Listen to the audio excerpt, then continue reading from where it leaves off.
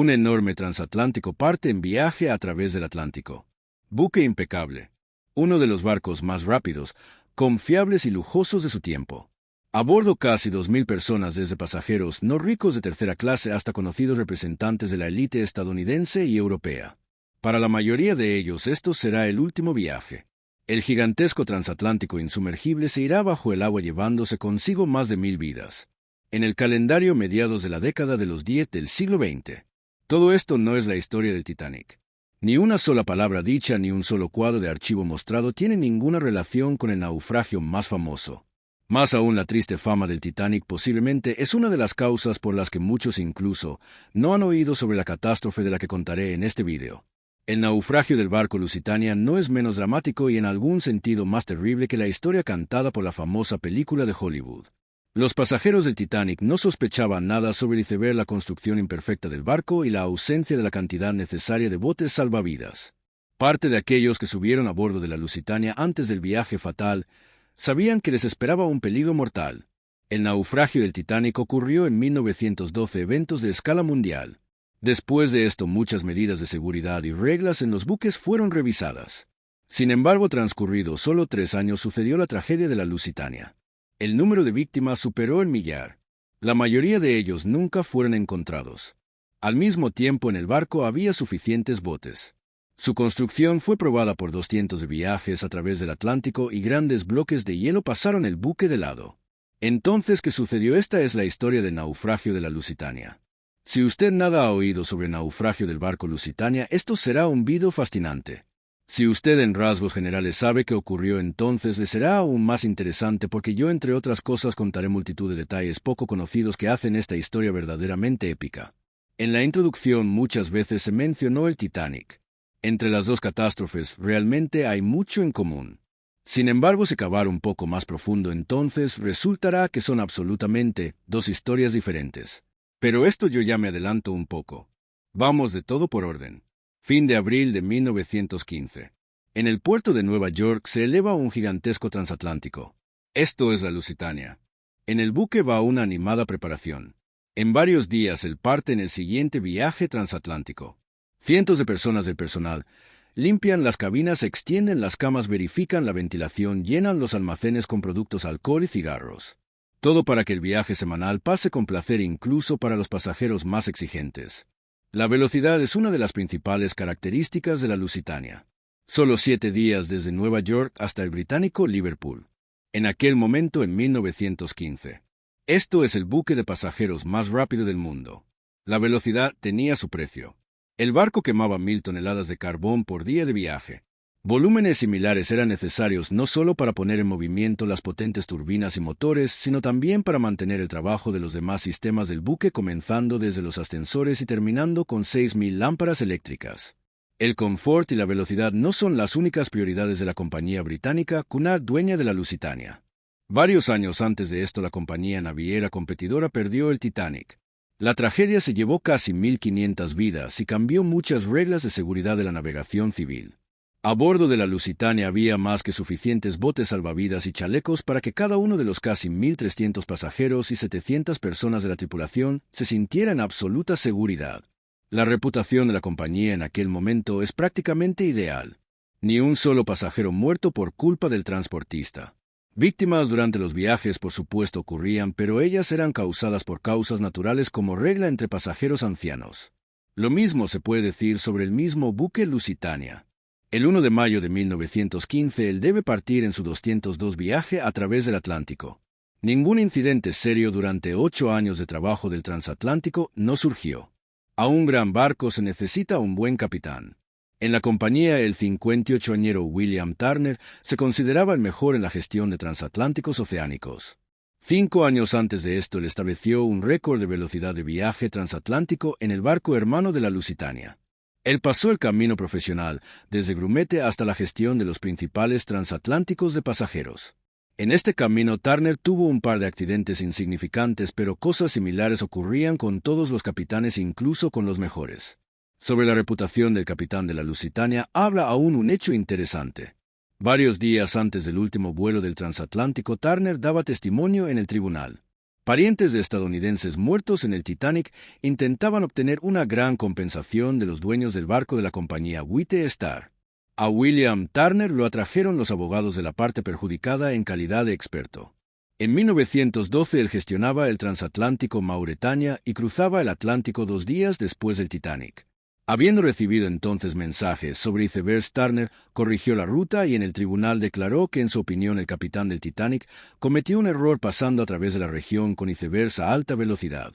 En una palabra, representantes de la élite de la clase media y pasajeros más modestos de la Lusitania podían estar seguros tanto en su capitán como en su barco. De casi 1.300 poseedores de boletos, la abrumadora mayoría, más de 900 británicos, alrededor de 200 estadounidenses. Y en el tercer lugar, por cantidad, súbditos del Imperio ruso, 70 personas. El 1 de mayo de 1915.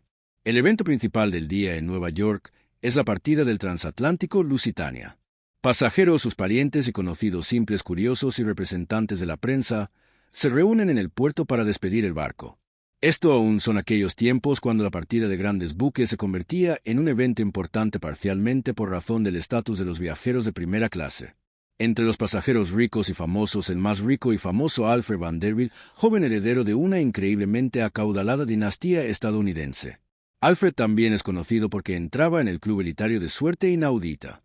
Junto con J. P. Morgan, Theodore Dreiser y otras personalidades importantes, él en el último momento cambió de idea de partir en viaje en el Titanic.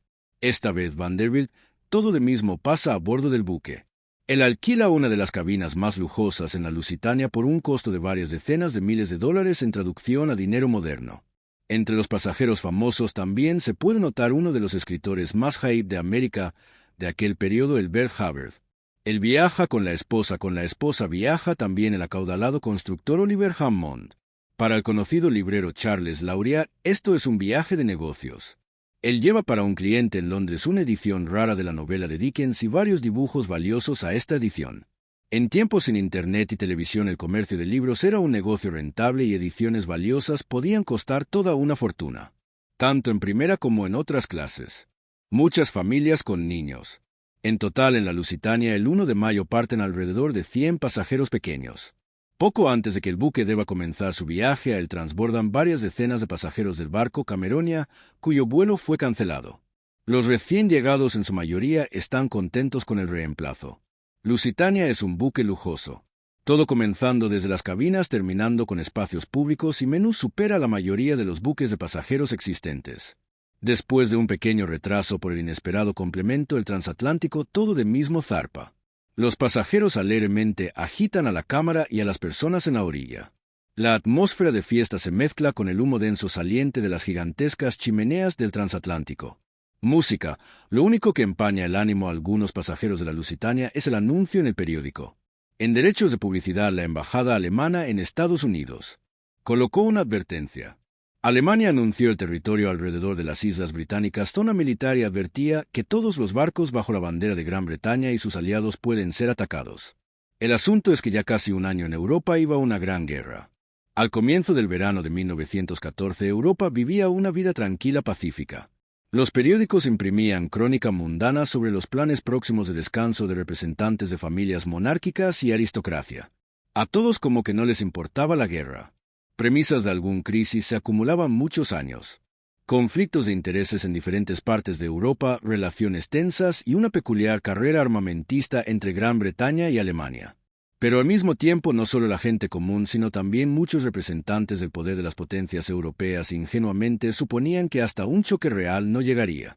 Parecía que tiempos similares hace mucho pasaron, que las conexiones económicas y culturales entre los países son demasiado densas para permitir una gran guerra. La historia tenía otra opinión. A finales de junio del año 14, en Sarajevo, mataron al archiduque austriaco Francisco Fernando.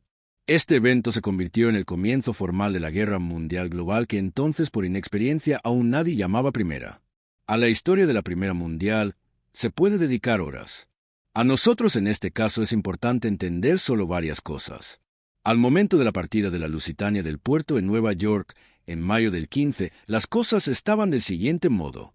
La guerra ya iba por Europa a pleno con participación de multitud de países, pero unos de los principales adversarios eran Alemania y Gran Bretaña. Los Estados Unidos, mientras preservaban la neutralidad. Es decir, formalmente el transatlántico de pasajeros Lusitania partía de un país pacífico al territorio de acciones militares. ¿Fue esto una sorpresa para los pasajeros de la Lusitania? Por supuesto no. Se preocupaban ellos por este motivo, sí, pero no críticamente. Más elocuentemente sobre esto habla el siguiente hecho. El barco estaba casi lleno de gente. Libres quedaban solo varias cabinas en primera clase. La guerra continuaba no el primer día y no el primer mes. Al mismo tiempo, transatlánticos de pasajeros regularmente navegaban de Gran Bretaña a los Estados y de vuelta. Al mismo tiempo, para los barcos en aguas británicas ya existía una amenaza absolutamente real: nuevos submarinos. Hasta el comienzo de la Primera Mundial, pocos percibían esto como una fuerza militar significativa. Todo de mismo el cálculo principal era en barcos. Sin embargo, gradualmente la opinión cambiaba. Los submarinos estaban en armamento tanto de británicos como de alemanes. Habiendo destruido varios barcos de combate ingleses con ayuda de submarinos al mismo comienzo de la guerra, Alemania de verdad se dio cuenta de su potencial. No solo que los alemanes podían atacar barcos militares de su adversario, así aún podían destruir buques de carga. Para Gran Bretaña, estado insular, esto es muy doloroso. Muchos bienes necesarios, incluyendo alimentos y armamento, llegaban al país por mar. Por eso la decisión de Alemania en la primavera del 15 anunciar las aguas alrededor de Gran Bretaña territorio de acciones militares y atacar todos los barcos que podían, aunque sea de alguna manera, ayudar al adversario, es completamente lógico. Cruel e inhumano, pero lógico. Los submarinos ingleses también no se quedaban sin hacer. Sin embargo, diferente de los alemanes que a menudo destruían buques de carga, los británicos solo se ocupaban de interceptación. Es decir, como que la amenaza para los pasajeros de la Lusitania es obvia porque formalmente los alemanes amenazaban no solo militares y de carga, sino también a buques de pasajeros. Aquellos potencialmente podían ser reconstruidos en barcos militares o transportar cargas militares. Porque entonces solo varias personas en el último momento decidieron no subir al barco habiendo leído la advertencia sobre submarinos en el periódico. Esto es una muy buena pregunta y a ella hay varias respuestas. En primer lugar, existía una regla no escrita de la guerra que atacar buques con civiles no está bien. Al principio esta regla se extendía también a buques comerciales, pero en el proceso de la guerra los alemanes sobre esto rápidamente olvidaron cuando comenzaron a destruir barcos de carga. En segundo lugar, Alemania claramente no estaba interesada en hundir un buque con ciudadanos de los Estados Unidos. Esto potencialmente llevará a la salida de América del estatus neutral y los alemanes tendrán un adversario poderoso más. En tercer lugar, muchos pasajeros de la Lusitania suponían que en aguas británicas la seguridad la asegurarán buques militares. En esto en alguna medida calculaban también los dueños del transatlántico, la compañía británica. Y finalmente, en cuarto, es difícil decir a qué estaban más cerca los submarinos de aquel periodo. A latas de conserva o a submarinos modernos. Nosotros aún hablaremos con más detalle sobre su construcción, pero ahora basta solo un hecho. Tal barco como la Lusitania podía acelerarse hasta 45 kilómetros por hora. La velocidad máxima del submarino avanzado de aquel periodo casi 2 veces menos. Es decir, habiendo notado el submarino lo que no era tan difícil, el barco podía fácilmente huir de él. Más aún, él incluso bastaba la velocidad para esquivar la torpeda lanzada. En una palabra, ni a los trabajadores de la compañía, ni al capitán Turner, ni a los pasajeros de la Lusitania en general, no había motivo para inquietud. En el fondo de noticias sobre ataques de submarinos, los reporteros hacían preguntas a los pasajeros. Por ejemplo, antes de la partida ellos preguntaron a Alfred Vanderbilt si él será tan afortunado como la vez pasada con el Titanic. El heredero en respuesta solo sonrió. Y el capitán Turner, habiendo oído la conversación, dijo que la Lusitania atacada por torpeda es la mejor broma de aquellas que él oyó. Sin embargo, ni el capitán Turner, ni Alfred Vanderbilt, ni otros pasajeros del barco, ni periodistas, ni representantes de Cunard, sabían aquello de lo que estaban al tanto solo un pequeño grupo de empleados del Servicio Secreto Británico que interceptaban mensajes de barcos militares alemanes y submarinos. Un día antes de la partida de la Lusitania, el viernes, 30 de abril, del puerto en el noroeste de Alemania salió el submarino alemán de combate U-20. A él no lo despedían multitudes de curiosos y reporteros. Para el submarino comenzaba una salida de guardia en aguas británicas. El objetivo principal de la tripulación del submarino: hundir tanto barcos aliados como sea posible. Mañana dominical helada en aguas frías que rodean la parte norte de Gran Bretaña. En dirección a la isla de Fay, se mueve el submarino alemán. En la elevación sobre la torre de combate en gorra y abrigo de cuero está Walter Wieger. Él tiene 32, él es capitán de U-20. Ella misma U-Boot, que en traducción del alemán literalmente significa barco submarino. A pesar de la juventud, Wieger ya se considera uno de los capitanes de submarinos más experimentados de Alemania. Él es uno de los pocos que comenzó a servir en submarinos aún antes del comienzo de la guerra. En total, en disposición de la flota alemana en el 15, un poco más de 2 decenas de submarinos capaces de navegar en largas distancias. U-Boot es una gigantesca y extremadamente imperfecta máquina. A pesar del estatus de submarino, estas construcciones no podían pasar mucho tiempo directamente bajo el agua. En estado sumergido, el motor se alimentaba de batería y el barco podía nadar de esta manera no más de 150 kilómetros a velocidad máximo 15 kilómetros por hora. En la superficie entraba en acción el motor diésel y la velocidad aumentaba de esta manera casi 2 veces. Con tal disposición, los capitanes de U-Boot podían alcanzar barcos de carga ordinarios, pero de ninguna manera transatlánticos veloces como la Lusitania. Durante el viaje, a la tripulación del submarino alemán guardaba multitud de peligros: barcos militares británicos y trampas de redes metálicas. Medio año antes de esto, el buque de Wieger precisamente cayó en redes colocadas y estuvo cerca de la muerte.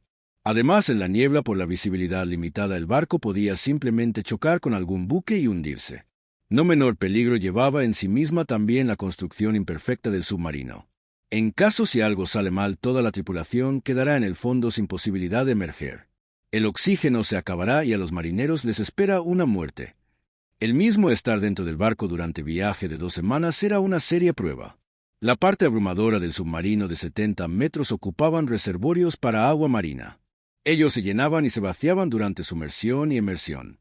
La tripulación de 30 personas se ubicaba en un pequeño espacio en la parte central del barco. El aire dentro se podía cortar. Nadie de las 3 decenas de personas de la tripulación se lavaba durante el viaje. Para todos, un baño que podía fallar y empujar el contenido no hacia adentro sino hacia afuera. El pequeño stock de comida fresca rápidamente se echaba a perder y en su mayoría se alimentaban de conservas. A veces los marineros atrapaban pescado en la superficie y lo cocinaban dentro. Y sin eso el olor repugnante dentro se volvía aún peor. A pesar de esto, a los marineros de U-20 no les eran ajenas las simples alegrías humanas. Por ejemplo, en ellos en el barco había un perro y la Navidad anterior la tripulación románticamente la encontró a bordo habiéndose sumergido al fondo marino. A profundidad de 20 metros nadie podía oír sus canciones ruidosas. Música, vino, buena comida, paseos por la cubierta y conversaciones mundanas. Así pasan los primeros varios días de viaje de la Lusitania. La mayoría de los pasajeros del barco saben sobre la Gran Guerra en el centro de Europa. Ellos ya leyeron noticias sobre los horrores en los frentes de Francia, sobre decenas de miles de muertos y sobre el gas asfixiante que usan los alemanes en los campos de batallas. Pero para muchos pasajeros de la Lusitania, la guerra está en algún lugar allá lejos. Ellos están relajados, ellos beben vino y comen halibut. Solo algunos a bordo del transatlántico están agitados. Pasajero de primera clase, Dewey Harris lleva consigo desde Nueva York una carga valiosa, caro anillo de compromiso. Él leyó en el periódico el anuncio sobre submarinos poco antes de la partida. Harris logró comprar un salvavidas y lo tomó consigo a bordo de la Lusitania. En la medida de lo posible, a las personas preocupadas las calma el capitán William Turner. La comunicación con los pasajeros para él es una verdadera prueba. Persona con destino complicado, William Turner era reservado y en primer lugar le interesaba el barco y la tripulación. La impresionante carrera marítima del capitán tenía su precio. En el proceso lo dejó la esposa, llevándose consigo varias hijas. El capitán no miente a los pasajeros cuando dice que a la Lusitania no le asusta el ataque de torpedos de submarino. Él sinceramente está convencido de esto. William Turner ya varias veces se encontró con submarinos al gestionar otros transatlánticos. Entonces él precisamente usó la ventaja del barco avanzado en velocidad y a toda marcha, sin dificultad, se fue de la persecución. El argumento de que los alemanes no atacarán un gran barco de pasajeros y además con estadounidenses también sonaba lógico. ¿Verdad? En esta teoría había varios problemas. En primer lugar, la víspera, en el día de la partida de la Lusitania, no lejos de las costas europeas, un submarino alemán atacó un barco de carga estadounidense. Entre las víctimas había ciudadanos de Estados Unidos. Respuesta decisiva del presidente estadounidense, Wilson no siguió. Alemania exitosamente cruzó otra línea roja. Nadie en la Lusitania, incluyendo al capitán, no estaba al tanto del incidente. En segundo lugar, los alemanes tenían un motivo formal para atacar el transatlántico. A bordo de la Lusitania se encontraba una especie de carga militar, detalles de los cuales los aliados debían producir rifles y otro armamento. Con esto, por cierto, está relacionado un hecho interesante. Inmediatamente después de la partida de la Lusitania de Nueva York, en el barco atraparon varios espías alemanes. Enviar exploradores a buques de pasajeros con el objetivo de aclarar la presencia de cargas militares era una práctica extendida del Departamento Militar alemán. A los espías en la Lusitania rápidamente los desenmascararon y los encerraron bajo arresto hasta el fin del viaje. Así que seguramente sobre la carga militar en el transatlántico, los alemanes no sabían. Y el tercero posiblemente principal factor en la subestimación de aquello lo que son capaces los alemanes era el capitán de U-20 Walter Wieger. Persona fría y cruel con licencia para matar. En el sexto día de patrulla los asuntos de Walter Wieger van mal. En aquel momento su barco pasa cerca de las costas de Irlanda. Después de la salida del puerto alemán U-20 no hundió ni un solo buque aunque cometió varios intentos. En un caso impidió la acumulación de barcos militares británicos. En otro momento el submarino no pudo alcanzar al transatlántico de pasajeros danés. Finalmente en el tercer caso no funcionó el torpedo. En general los torpedos son el arma principal de los submarinos. A bordo de U-20 como en otros barcos de esta clase solo 7 misiles. Ellos son grandes, pesados y muy caros en producción. Los torpedos realmente son efectivos al acertar en el buque del adversario. El problema es que en el 60% de casos el ataque de torpedos daba fallo. Él podía no lanzarse torcido y desviarse del curso necesario. Si además de torpedos en disposición de hubo, había también otros proyectiles. Sin embargo, su potencia era pequeña y ellos representaban amenazas solo para buques muy pequeños. Y el capitán del submarino alemán no estaba muy interesado en presa pequeña. El éxito de su patrulla dependía del desplazamiento de los buques hundidos. Cuanto más tonelaje ido al fondo mejor. Por la tarde del 5 de mayo, Wieger nota a través del periscopio algo parecido a un barco de carga. Su asistente determina que esto es un buque británico que transporta piedras. Buque relativamente pequeño, pero considerando el patrulla sin resultados a los alemanes conviene. Wieger es cuidadoso. Él sabe que el periscopio saliente sobre el agua deja un rastro notable que es visible de lejos. Si el barco descubre la línea blanca del periscopio con antelación, entonces lo más probable huirá de la persecución. U-20 se acerca a la víctima a la distancia necesaria. En este momento el buque de carga nota el submarino y comienza bruscamente a cambiar el curso. Wieger inmediatamente da orden de abrir fuego, pero no con torpedos. A ellos se los ahorra para presa más grande. Varios disparos aciertan en el casco del barco, ocurre explosión y el buque comienza a hundirse. El capitán Wieger observa a través del periscopio. Para él esto es un show sin sonido. Dentro del submarino no se oye ni sonido de explosión ni gritos de víctimas. Con esto parcialmente se explica la frialdad de muchos capitanes alemanes de submarinos. Aunque Wieger, por recuerdos de algunos colegas, se destacaba por crueldad especial, una vez él atacó un gran barco con Cruz Roja a bordo. Esto era un hospital móvil. Durante el patrulla nadie controla las acciones de Walter Wieger. Él, como otros capitanes de grandes submarinos alemanes, está heridios de su buque en la mayor parte de la ruta. La conexión con el barco es posible solo al mismo comienzo del camino a lo largo de aproximadamente 100 kilómetros desde el punto de salida. Más allá el mando no controla lo que ocurre. La decisión final atacar o no atacar el barco la toma precisamente el capitán del submarino. Transcurridas varias horas después del disparo exitoso por el buque de carga, Wieger encuentra otro objetivo. Esta vez en su camino un vapor noruego. Y aunque Noruega se adhiere a la neutralidad, los capitanes alemanes saben que buques británicos a veces pintan en el bordo la bandera de país neutral en calidad de camuflaje. Walter Wieger toma la decisión de ataque esta vez con torpedo. Después del lanzamiento, los marineros del barco noruego notan el misil moviéndose en dirección a ellos. El buque bruscamente se da vuelta, pero ya es demasiado tarde. En el último momento el torpedo, por causa desconocida, un poco cambia la dirección y pasa directamente bajo el casco del barco. Wieger no se decide a un segundo ataque. Él teme que el buque noruego pueda estar armado y comience a atacar en respuesta.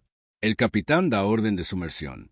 Los marineros de ambos barcos atacados en aquel día transmiten al británico mensajes sobre el submarino notado y sus coordenadas. Es decir, en el departamento británico aproximadamente entienden la ubicación y la dirección de movimiento de U-20. Por cálculos, el barco quedará en aguas cerca de las costas sur de Irlanda aproximadamente en el mismo tiempo que el gran transatlántico de pasajeros Lusitania. La Lusitania todo más cerca a las costas británicas. En varios días el buque debe llegar a Liverpool. Esto ocurrirá con un pequeño retraso. El transatlántico se mueve un poco más lento de lo que podría. Se afecta la guerra.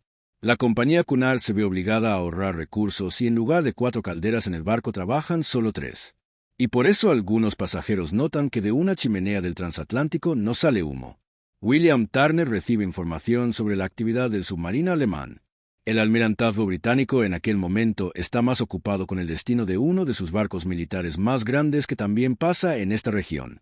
Además, los servicios secretos ingleses interceptan muchos mensajes de militares alemanes, incluyendo de submarinos.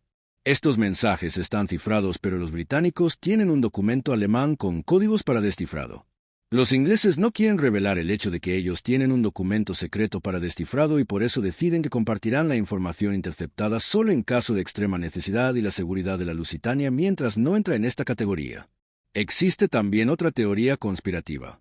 A los británicos entonces, en el año 15, muy incluso ayudará si los Estados Unidos entrarán en la guerra de su lado. Ataque de submarino alemán a un gran transatlántico con estadounidenses a bordo podía convertirse en un peso motivo para el presidente Wilson renunciar a la neutralidad. Pero así o de otra manera, William Turner, aunque al tanto del peligro potencial de submarinos alemanes en aguas inglesas, pero exactamente no sospecha que el peligro está tan cerca. El jueves 6 de mayo, el capitán de la Lusitania realiza la verificación de guardia de los botes salvavidas. Los marineros demuestran a los pasajeros el procedimiento de carga en las lanchas en situación de emergencia. También a la tripulación se ordena poner los botes en orden. Marinero de apellido Morton enérgicamente repinta una de las lanchas. A él se acerca la quinceañera Gwendolen Allan, hija de pasajera de primera clase. Gwendolen pide al marinero darle el pincel para que ella ayude. Morton le permite pintar la lancha. En el proceso él teme que la niña manche su caro vestido y a Morton le tocará del jefe. Pero Gwendolen cuidadosamente se las arregla con su trabajo y se va corriendo. El jueves se convierte en el día más exitoso para el capitán Walter Wieger. Con diferencia de varias horas, él exitosamente ataca 2 buques de carga británicos. Después de esto, Wieger toma la decisión no fácil de terminar el patrulla. Su plan inicial era llegar hasta junto al inglés Liverpool, donde la concentración de objetivos potenciales es mucho más alta. Sin embargo, a este momento en Wieger ya hay gran gasto de combustible y a él simplemente puede no bastar para el camino de vuelta. En el arsenal de U-20 no bastado solo 3 torpedos. 2 de ellos por reglas deben quedar para el camino de vuelta. Además, el jueves trae consigo niebla densa. Las condiciones climáticas más peligrosas para el submarino. Wieger gradualmente se mueve en dirección a casa. Esto es el último día completo de viaje de la Lusitania. El sábado el buque debe llegar a Liverpool. La víspera por la tarde, William Turner finalmente recibió mensaje del almirantazgo británico. Considerando las coordenadas de los últimos ataques de U-20, la Lusitania muy probablemente podía encontrarse con el submarino alemán. Turner, superando su propia introversión, actuó ante los pasajeros. Él contó sobre la amenaza potencial de submarinos alemanes y una vez más aseguró a la gente que al transatlántico Lusitania nada le amenaza. También Turner pidió cerrar y cubrir los ojos de buey para reducir la visibilidad del transatlántico. Esto fue la primera tarde cuando en el barco el ánimo de los pasajeros claramente no llegaba a festivo. Hacia la mañana del 7 de mayo la niebla se disipa. El día promete ser claro y soleado. William Turner recibe nuevo mensaje sobre la presencia de submarinos alemanes en la región. Sin embargo, cuántos y dónde concretamente no se dice. Al capitán no dan indicación clara de cambiar el curso o, por ejemplo, temporalmente atracar en puerto irlandés. Por eso él continúa el movimiento a Liverpool. Los pasajeros pueden ver a lo lejos pasando las costas de Irlanda. A pesar del anuncio del capitán la víspera, todos están ocupados con preparativos para la llegada. Dwight Harris toma del almacenamiento el caro anillo y lo traslada al bolsillo interior del traje. Charles Lauria dobla el libro valioso con ilustraciones en su portafolio. Uno de los pasajeros durante el almuerzo bromea que esto será un crimen si el submarino alemán le impedirá comer el postre. En la zona de las 2 de la tarde, el capitán Wieger nota un enorme transatlántico de pasajeros. Él está extremadamente sorprendido de que el buque va sin escolta considerando su actividad en esta región la víspera. El barco está demasiado lejos. Wieger supone que atacar el buque no saldrá si solo por alguna razón el transatlántico un poco no cambia el curso. El capitán William Turner, por las advertencias sobre submarinos, decide un poco corregir el curso y reduce la velocidad. El capitán Wieger ve que el transatlántico de pasajeros ahora va directamente hacia él. Él da orden de preparar el torpedo. A las 2:10 el torpedo abandona el submarino y se dirige a la Lusitania hasta la colisión con el barco un poco más de 30 segundos. Los siguientes medio minuto para algunos pasajeros y tripulación de la Lusitania se convierten en eternidad. Muchos a bordo notan el torpedo acercándose. En tiempo claro con mar calmado es fácil distinguir cómo la carga se mueve bajo el agua. El torpedo produce un pequeño resplandor. Por varios instantes los pasajeros pierden el proyectil de vista. Ellos suponen que el torpedo pasó de largo. Luego se oye una potente explosión. Su fuerza es tal que una de las lanchas salvavidas cercanas se hace astillas. En la base del buque bajo el agua se forma un agujero del tamaño de una casa pequeña. Inmediatamente está claro que todos los miembros de la tripulación que en aquel momento se encontraban en espacios internos cercanos estaban muertos o cerca de esto. Por la baja velocidad del buque, el agua llena el barco a través del agujero formado muy rápido, aproximadamente 100 toneladas por segundo. Todos los que estaban en cabinas y en cubiertas se congelan. El capitán Turner baja del puente de capitán para inspeccionar el daño. Transcurridos 30 segundos se oye la siguiente potente explosión. Porque todo se desarrolla muy rápido, muchos pasajeros no del todo entienden qué ocurre. Especialmente aquellos que se encuentran más alto en primera clase y más lejos del epicentro de la explosión. Allí las personas sintieron solo leves empujones. Alguien de ellos continuaba a almorzar y fumar cigarros. Parte de pasajeros de primera clase, todo de mismo, se da cuenta de la seriedad de la situación. Charles Laureat en aquel momento está al lado del escritor Hubbard y su esposa. Charles dice a los esposos que hay que correr por chalecos salvavidas. Aquellos en respuesta de ninguna manera reaccionan. Ellos literalmente se congelaron de incomprensión. Los pasajeros de segunda y tercera clase perciben la situación en pánico. Muchos agarran chalecos salvavidas y muy rápido corren hacia arriba por las escaleras. Pasajera de segunda clase Nora Bretherton resulta en una situación complicada. Ella viajaba sola con hijo de 3 años y hija de 1 año y medio. En el momento de la explosión, su hija estaba en la habitación infantil en la cubierta superior y el hijo dormía en la cabina de segunda clase en la cubierta inferior. La misma Nora se encontraba en la escalera entre cubiertas. Ella intenta en pánico entender por qué niño correr en primer lugar. Al final, Nora primero se lanza hacia arriba por la hija. El capitán Turner intenta tomar medidas urgentes. Él da orden de detener el barco para que se pueda bajar los botes salvavidas, pero el buque no reacciona. Entonces el capitán decide bruscamente darse vuelta para nadar hasta la costa irlandesa más cercana. Sin embargo, el transatlántico no se somete. Él se mueve en dirección opuesta y todo más se aleja de la tierra. Turner dispone cerrar las puertas estancas dentro para no permitir la inundación del buque. Uno de los pasajeros en la Lusitania, constructor de barcos profesional. Él intenta calmadamente explicar a otro pasajero que el torpedo no es terrible, no puede hundir el transatlántico. Sin embargo, en aquel momento, cuando por la inclinación de la mesa del buque rueda la vajilla, el constructor de barcos bruscamente se levanta y se pone el chaleco salvavidas. Transcurridos solo 10 minutos después del ataque, todos los sistemas del barco están muertos. Ninguna electricidad. Afortunadamente, a diferencia del Titanic, todo ocurre en tiempo claro a las 2 del día. Turner envía mensaje al almirantazgo que el barco es atacado. Mientras tanto, el agua con enorme velocidad llena el buque a través del agujero de la explosión y escotillas abiertas. Gradualmente comienza pánico verdadero. Los pasajeros ven que la proa del barco notablemente se inclinó hacia abajo. Ellos no entienden por qué no se da orden de bajar las lanchas. El problema es que hacer esto técnicamente es imposible.